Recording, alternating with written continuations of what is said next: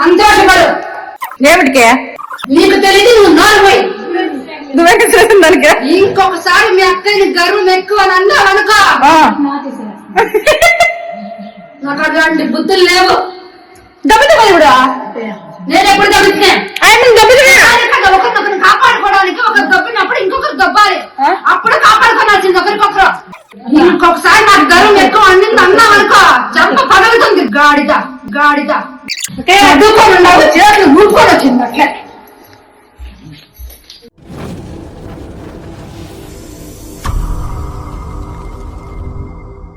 ನಮಸ್ಕಾರ ವೀಕ್ಷಕರೇ. ನಮಸ್ಕಾರ ವೀಕ್ಷಕರಿಗೆ. ಭಗವಾನ್ ಸರ್ ಕಡೆಯಿಂದ ಮತ್ತೊಬ್ಬರು ತುಂಬ ಒಳ್ಳೇದಾಗೈತೆ ಇವ್ರಿಗೆ. ಸೊ ಇವ್ರು ನಮ್ಮ ಜೊತೆ ಮಾತಾಡೋಕ್ಕೆ ರೆಡಿ ಇದ್ದಾರೆ, ಮಾತಾಡಿಸ್ತೀನಿ. ಆಮೇಲೆ ಭಗವಾನ್ ಸರ್ನ ಕೇಳ್ತೀನಿ ಏನು ತೊಂದರೆ ಆಗಿತ್ತು ಅವ್ರಿಗೆ ಅಂತ. ಸರ್ ನಮಸ್ಕಾರ. ನಮಸ್ತೆ ಸರ್. ಸೊ ಏನು ತೊಂದರೆ ಆಗಿತ್ತು ಭಗವಾನ್ ಸರ್ನ ಕಾಂಟ್ಯಾಕ್ಟ್ ಮಾಡೋಕ್ಕೆ ಮೊದಲು ತಿಳಿಸಿ ಸರ್. ಸರ್ ಸ್ವಲ್ಪ ನೆಗೆಟಿವ್ ಎನರ್ಜಿಸ್ ಇತ್ತು. ಹಂಗಾಗಿ ನಾನು ನಿಮ್ಮ ಚಾನಲ್ನಲ್ಲಿ ನೋಡಿ ಇನ್ನೊಬ್ಬರದು ಪರಿಹಾರ ಆಗಿತ್ತು, ಅದನ್ನ ನೋಡಿ ಕಾಲ್ ಮಾಡಿದ್ದೆ. ಓಕೆ. ಸೊ ಆ ನೆಗೆಟಿವ್ ಎನರ್ಜಿಸ್ ನ ತೆಗೆದುಕೊಟ್ಟಿದ್ದಾರೆ ಗುರೂಜಿ ಅವರು.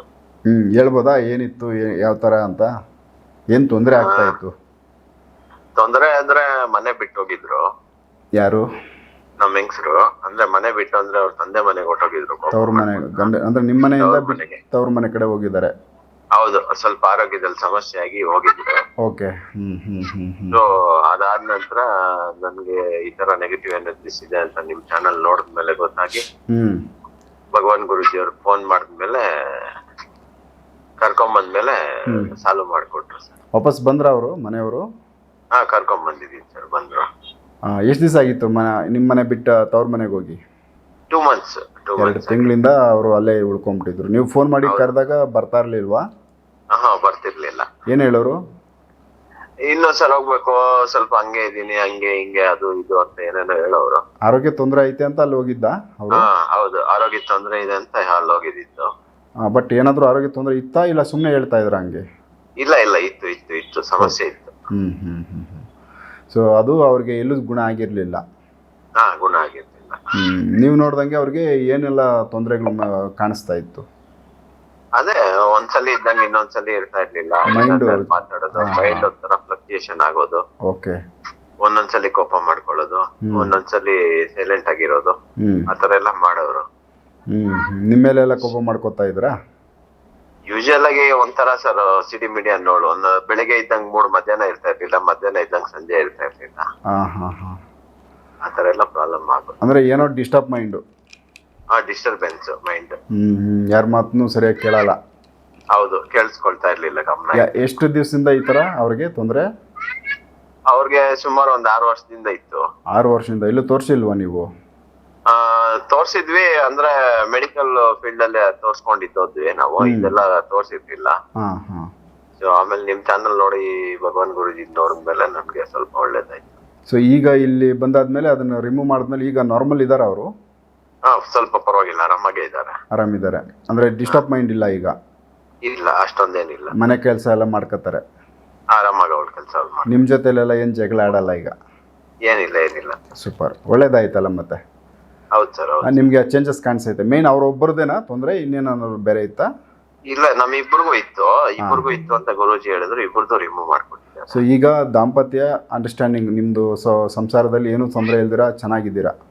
ಹೌದು ಸರ್. ಸೊ ಇಷ್ಟೇ ಬೇಕಾಗಿದ್ದು ನಿಮ್ಗೆ? ಹೌದು ಸರ್. ಸೊ 6 ವರ್ಷದ ತೊಂದರೆ ನಿಮ್ದು ಸರಿ ಮಾಡ್ಕೊಂಡಿದ್ದೀರಾ? ಹೌದು ಸರ್. ಓಕೆ ಸರ್, ಒಳ್ಳೇದಾಗ್ಲಿ. ಏನಿತ್ತು ಭಗವಾನ್ ಸರ್ ಜೊತೆ ಮಾತಾಡ್ತೀನಿ. Okay sir. ಓಕೆ, ನಮಸ್ಕಾರ.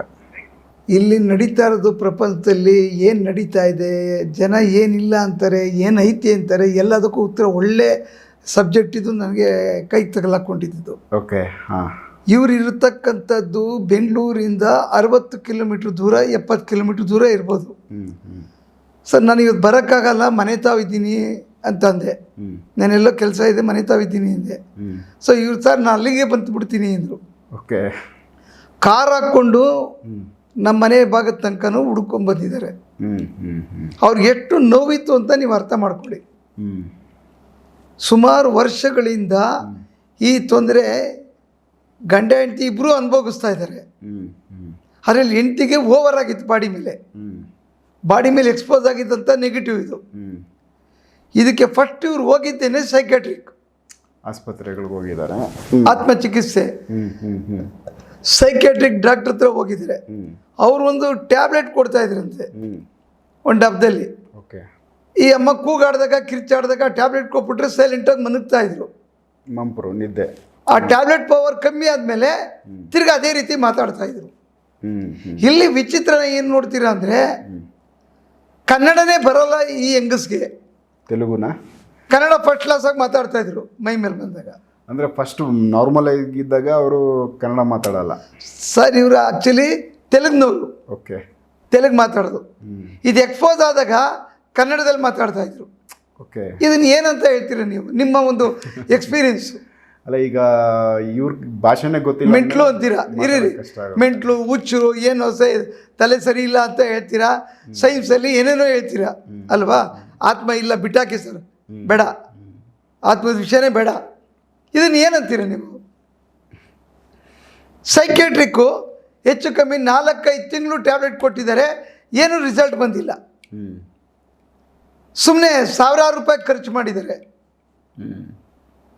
ನಿಮಾಸ್ಗೆ ಹೋಗಿದ್ದಾರೆ, ಸೈಕ್ಯಾಟ್ರಿಕ್ ಹತ್ರ ಹೋಗಿದ್ದಾರೆ, ಟ್ಯಾಬ್ಲೆಟ್ ತೊಗೊಂಡಿದ್ದಾರೆ, ದೇವಸ್ಥಾನಕ್ಕೆ ಹೋಗಿದ್ದಾರೆ, ಪೂಜೆ ಮಾಡ್ತಿದ್ದಾರೆ, ಹೋಮ ಮಾಡ್ತಿದ್ದಾರೆ, ಅಳ್ತಾರೆ ಅವ್ರ ಯಜಮಾನರು, ಕಣ್ಣಲ್ಲಿ ನೀರು ಹಾಕ್ತಾರೆ. ಬಂದ್ಬಿಟ್ಟು ನನ್ನ ಹತ್ರ ನಾಳೆ ಹೆದರ್ಕೋಬೇಡಿ ಹೋಗ್ರಿ, 2 ದಿವಸದಲ್ಲಿ ರೆಡಿ ಮಾಡಿಕೊಡ್ತೀನಿ ಅಂತ ಅಷ್ಟೇ ಹೇಳಿದ್ದು ನಾನು. ಅದು ಏನು ಅವ್ರ ತಾಯಿ ಮನೆಗೆ ಕಳಿಸ್ಕೊಟ್ಬಿಟ್ಟಿದ್ದಾರೆ. ಅಲ್ಲಿ ಇದೊಂಥರ ತಮಾಷೆ ಥರ ಆಗ್ಬಿಟ್ಟಿದೆ. ಇವ್ರ ಮೈ ಮೇಲೆ ಬಂದು ಮಾತಾಡ್ತಕ್ಕಂಥದ್ದು ತಮಾಷೆ ಥರ ಆಗ್ಬಿಟ್ಟಿದೆ ಜನಗಳಿಗೆ. ಅಲ್ಲಿ ಮನೆಯವ್ರಿಗೆ ಎಲ್ಲರೂ ರೇಗಿಸ್ತಾ ಇದ್ದಾರೆ. ಅವ್ರಿಗೆ ಹುಚ್ಚು ಜಾಸ್ತಿ ಮಾಡ್ದಂಗೆ, ಇನ್ನೂ ರೇಗಿಸ್ದಂಗಾಯ್ತು. ಕೋಪ ಜಾಸ್ತಿ ಬರುತ್ತೆ. ಇದನ್ನು ಏನು ಹೇಳ್ತೀರಿ? ಇದು ನಾನು ಹೇಳಿದೆ, ಅವ್ರಿಗೆ ಹೇಳಿದೆ, ನಿಜವಾಗಿ ಕೇಳಿದೆ, ಒಂದೇ ಮಾತು ಕೇಳಿದೆ, ನಿಮ್ಗೇನು ಅನ್ನಿಸ್ತಿದ್ದು? ಇಲ್ಲ ಸರ್, ಇದು ಯಾವುದೋ ಆತ್ಮದ ಚೇಷ್ಟೆ, ಹಿಂಗಿದು ಆತ್ಮ ಇಲ್ಲ ಅಂತ ಹೇಳ್ರಿ, ಆತ್ಮಹತ್ಯೆ ಯಾಕ್ರಿ ಹೇಳ್ತೀರಾ ಅಂತ ಬೈದೆ. ಇಲ್ಲ ಸರ್, ಯಾರು ಸರ್ ಹೇಳೋದು, ನಾವು ಅನುಭವಿಸ್ತಾ ಕಣ್ಣಲ್ಲಿ ನೀರು, ನಾನೇ ವಿಷ ಕುಡಿಬೇಕು ಅಂದ್ಕೊಂಡಿದ್ದೀನಿ, ಇದಕ್ಕೆ ಯಾಕೆ ಬೇಕು, ನನಗೆ ಸಣ್ಣ ಮಕ್ಕಳೈತಿ ಅಂತ ಬದುಕಿದ್ದೀನಿ ಅಂತ ಕಣ್ಣಲ್ಲಿ ನೀರು ಹಾಕ್ತಾರೆ ಅಂದರೆ ನಾವೇನು ಹೇಳ್ಬೇಕು ಅದಕ್ಕೆ? ನಾನು ಮಾಡೋದಿಲ್ಲ ರೀ ಹೋಗಿ ಅಂತಂದರೆ, ಯೂಟ್ಯೂಬಲ್ಲಿ ಯೂಟ್ಯೂಬಲ್ಲಿ ಆತ್ಮಗಳ ಬಗ್ಗೆ ಮಾತಾಡ್ತೀರಾ ಮಾಡ್ತೀರಾ, ಇದೊಂದು ಕೇಸ್ ಮಾಡಿಕೊಡಿ ಅಂತ ಕೇಳ್ತಾರೆ. ಏನು ಹೇಳ್ಬೇಕು ನಾನು? ಕೊನೆಗೆ ಆಯಿತು, ನಾ 2 ದಿವಸ ನಾನು ರೆಡಿ ಮಾಡಿಕೊಡ್ತೀನಿ ಹೋಗಿ ಅಂದೆ. ನೀವು ಬರ್ತೀರಾ ಸರ್ ಮನೆಗೆ? ಇಲ್ಲ ಅಂದೆ. ನಾನು ಇಲ್ಲೇ ಕೂತ್ಕೊಂಡು ರೆಡಿ ಮಾಡಿಕೊಡ್ತೀನಿ ಹೋಗಿ ಅಂದೆ. ನಾನು ಹಂಗೆ ಎಲ್ಲೂ ಹೋಗಲ್ಲ, ಯಾರ ಮನೆಗೂ ಹೋಗಲ್ಲ. ತುಂಬ ಮನೆಯವರು ಸಮಸ್ಯೆ, ನಮ್ಮ ಮನೇಲಿ ಏನೋ ವಿಚಿತ್ರ, ಈ ಥರ ತೊಂದರೆಗಳಾಗ್ತಾಯಿದೆ ಅಂತ ಕರೆದ್ರೆ ಹೋಯ್ತೀನಿ ಸರ್. ಇದ್ದಾರೆ, ನಾವು ಎಲ್ಲೂ ಹುಡ್ಕೊಂಡು ಹೋಗೋ ವ್ಯಾಪಾರನೇ ಇಲ್ಲ, ಎಲ್ಲೂ ಯಾರನ್ನೂ ಮನೆಗಳಿಗೆ ಹುಡ್ಕೊಂಡು ಹೋಗಲ್ಲ. ಅವ್ರಾಗ ಅವ್ರು ಹಿಂಸೆ ಮಾಡಿ ನೀವು ಬನ್ನಿ ಅಂದಾಗ ನಾವು ಹೋಗ್ತೀವಿ. ಅದಕ್ಕೂ ಕೆಟ್ಟದಾಗ ಮಾತಾಡ್ತಾರೆ ಕೆಲವು ಜನ. ಏನು ಹಿಡಿಯೋಕ್ಕೆ ಹೋಗ್ತಾ ಇದ್ದೀರಾ? ಮನೆಗಳಿಗೆ ಹೋಗ್ತಾ ಇದ್ದೀರಿ ಹಿಡಿಯೋಕ್ಕೆ? ನನಗೆ ಬೇರೆ ಕೆಲಸ ಇರಲ್ವ? ನಿಮ್ಮ ಕಷ್ಟಕ್ಕೆ ನಿಮ್ಮ ಹೊಟ್ಟೆನೋ ಬಂದಾಗ ಡಾಕ್ಟ್ರ್ ತಗೊಬಿಟ್ಟು ನನಗೆ ಹಿಂಗಾಗ್ತದೆ ಹೆಂಗಾಗ್ತದೆ ಅಂದಾಗ ಡಾಕ್ಟ್ರು ಕೇಳ್ತಾರೆ ಕ್ವಶನ್ನು, ಅದಕ್ಕೆ ಉತ್ತರ ಕೊಡಬೇಕು. ಅವ್ರಿಗೇನೋ ಸಮಸ್ಯೆ ಇರ್ತಿದೆ ಪಾಪ, ಮನೇಲಿ ಕಷ್ಟ ಅನುಭವಿಸ್ತಾ ಇರ್ತಾರೆ, ನೋವು ಅನುಭವಿಸ್ತಾ ಇರ್ತಾರೆ. ಈಗ ಹೇಳಿದ್ರಲ್ಲ, ಗೆಜ್ಜೆ ಸೌಂಡು ಲಾಸ್ಟ್ ಎಪಿಸೋಡಲ್ಲಿ ಹೇಳಿದ್ರು, ಗೆಜ್ಜೆ ಸೌಂಡ್ ಬರ್ತಾ ಇದ್ದೀನಿ ಮನೆ ಒಳಗಡೆ ಅಂತಂದಾಗ ಆ ವಿಚಿತ್ರ ನೋಡ್ಬೇಕಲ್ಲ ನಮ್ಮ ಕಣ್ಣಲ್ಲೂ. ಇಲ್ಲೇ ಕೂತ್ಕೊಂಡು ನೋಡೋಕ್ಕೆ ನಾನು ದೇವ್ರ ಹೋಗ್ಲೇಬೇಕಾಗ್ತದೆ, ಅದು ತಪ್ಪು ಅಂದರೆ. ಕೊನೆಗೆ ನಾನು ಹೇಳಿದೆ, ನಿಮ್ಮ ಮನೆಗೇನು ಬರೋದು ಬೇಕಾಗಿಲ್ಲ, ನಾನು ಇಲ್ಲಿಂದನೇ ಆಪ್ರೇಟ್ ಮಾಡ್ತೀನಿ ಅಂದೆ. ಸರ್, ಒಂದು ಖುಷಿ ಏನಂದರೆ 6 ತಿಂಗಳು ಸೈಕ್ಯಾಟ್ರಿಕ್ ಟ್ಯಾಬ್ಲೆಟ್ ಕೊಟ್ಟು ನಿಮಾನ್ಸ್ಗೆ ಹೋಗಿ ಫೇಲ್ಯೂರ್ ಆಗಿದ್ದ ಕೇಸ್ 48 ಗಂಟೆಯಲ್ಲಿ ರಿಸಲ್ಟ್ ಕೊಟ್ಟಿದ್ದೀನಿ. ಇದು ಬರೀ 48 ಅವರ್ಸ್, ಬರೀ 48 ಅವರ್ಸ್. ಅದು ಅವ್ರ ಫೇಸ್ ಹೆಂಗಾಗಿದೆ ಅಂದರೆ ನಿಮಗೆ ಕಳಿಸಿದ್ದೀನಿ, ಬಟ್ ಎಲ್ಲೂ ಎಕ್ಸ್ಪೋಸ್ ಮಾಡೋಂಗಿಲ್ಲ. ಪಾಪ ಫ್ಯಾಮಿಲಿಗಳು ಅಕ್ಕಪಕ್ಕ ಜನ ನೋಡ್ತಾರೆ, ಇವ್ರಿಗೆ ಈ ಥರ ತೊಂದರೆ ಇತ್ತು ಅಂತ ಕೇಳ್ಕೊತಾರೆ. ಅವ್ರ ಹಸ್ಬೆಂಡು ಮಾತಾಡೋಕ್ಕೂ ಪಾಪ ಅವರು ಭಯ ಬೀಳ್ತಾಯಿದ್ರು. ಇಲ್ಲ, ನಿಮ್ಮ ಊರ ಹೆಸರು ಹೇಳಲ್ಲ, ನಿಮ್ಮ ಹೆಸರು ಹೇಳಲ್ಲ, ದಯವಿಟ್ಟು ಮಾತಾಡಿ, ಈ ಥರ ತೊಂದರೆ ಇರೋರು ಯಾರಾದರೂ ಒಬ್ರಿಗೆ ಉಪಕಾರ ಆಗುತ್ತೆ ಅಂತ ನಾನು ಮಾತಾಡಿಸಿದ್ದು. ನಂದು ರಿಕ್ವೆಸ್ಟು, ಅವ್ರದ್ದೇನು ಹಾಕೋದು ಬೇಡ ಅಂತ. ಪಾಪ 48 ಗಂಟೆಯಲ್ಲಿ ರಿಸಲ್ಟ್ ಕೊಟ್ಟಿದ್ದೀನಿ. ನನಗೆ 1 ಕೋಟಿ ಕೊಟ್ಟಷ್ಟು ಸಮಾಧಾನ ನನಗಾಗಿದೆ. ಅವರಂತಾರೆ, ನಮ್ಮ ಜನ್ಮ ಇರೋವರೆಗೂ ನಿಮ್ಮನ್ನು ನೆನೆಸ್ಕೋತೀವಿ ಅಂತಾರೆ ಪಾಪ. ಯಾಕಂದರೆ 6 ವರ್ಷದಿಂದ ಅವರು ನರಳಾಡಿ 6 ವರ್ಷದಿಂದ ಲೆಕ್ಕ ಹಾಕೊಳ್ಳಿ ಸರ್, ಎಲ್ಲೆಲ್ಲಿ ಹೋಗಿರ್ಬೇಕು, ಹೆಂಡತಿ ಚೆನ್ನಾಗಿರಲಿ ಅಂತ ಪಾಪ. ದುಡ್ಡಂತೂ ನೀರು ಖರ್ಚು ಮಾಡ್ದಕ್ಕೆ ನಾನು ಕೇಳಿದ ಕಾಸು ಕೇಳ್ಬಿಟ್ಟು ನೋಡ್ಬಿಟ್ಟು ಅವರು ಶಾಕ್ ಆಗ್ಬಿಟ್ರು. ಇದನ್ನು ಕೊಡೋಕ್ಕೆ ಕೆಲವು ಜನ ಎಲ್ಲ ಕೇಳ್ಕೊಂಡ್ಮೇಲೆ ನಾವು ತೀರಾ ಬಡವರು ಅಂತಾರೆ. ಇದೇನಿದು ಇದು ಸಿದ್ದರಾಮಯ್ಯನವ್ರು ಮಾಡಿರೋ BTS ಸರ್ಕಾರ ಫ್ರೀನಾ ಕೆಲಸ ಇದು? ನಮ್ಮ ಕಷ್ಟ ಇರ್ತದೆ, ಸ್ವಲ್ಪ ಹೆಚ್ಚು ಕಮ್ಮಿ ನಮಗೆ ನೋವಾಗುತ್ತೆ. ಶ್ರಮ ಆಯ್ತು. ನಾವು ಬಡವರು, ನಾವು ಕಷ್ಟದಲ್ಲಿ ಇದ್ದೀವಿ ಅಂತ ಇದೇನು ಯಂತ್ರ ಕಟ್ಟೋ ಕೆಲಸನ ಹೇಳಿ? ನಾವು ಕಷ್ಟಪಟ್ಟು ಮಾಡ್ತೀವಿ, ನಾವು ತಗೊಳ್ಳೋದೇ ಕಮ್ಮಿ. ಅದರಲ್ಲಿ 108 ಕ್ವಶನ್ಗಳು ಆಗ್ತಾರೆ. ನಾವೇನು ಲಕ್ಷ ಕೇಳಲ್ಲ, 50 ಕೋಟಿ 25 ಕೋಟಿ 30 ಕೋಟಿ ಅಂತ ಕೇಳಲ್ಲ. ಅದಕ್ಕೆ ತಕ್ಕಂತೆ ನಾನೇನು ಸಣ್ಣ ಪುಟ್ಟ ಅಮೌಂಟ್ ತೊಗೊಳ್ತೀನಿ, ಕಷ್ಟಪಟ್ಟು ಮಾಡಿ. ಸ್ವಲ್ಪ ಹೆಚ್ಚು ಕಮ್ಮಿ ಆದರೆ ಲಕ್ಷಾಂತರ ರೂಪಾಯಿ ನಾನು ಖರ್ಚು ಮಾಡಬೇಕಾಗ್ತದೆ. ಶ್ರಮ ಇರುತ್ತೆ, ಅದನ್ನು ಮನಸ್ಸಲ್ಲಿ ಇಟ್ಕೊಂಡು ಆ ಕೇಸಿಗೆ ತಕ್ಕಂತೆ ನಾನು ತೊಗೊಳ್ತೀನಿ. ಇಲ್ಲಾರೆ ನಾನು ಹಂಗೆ ಮಾಡೋಂಗಿದ್ರೆ ಇಷ್ಟೊತ್ತಿಗೆ ನಾನು ಎಷ್ಟೋ ಸಂಪಾದನೆ ಮಾಡ್ತಾಯಿದ್ದೆ.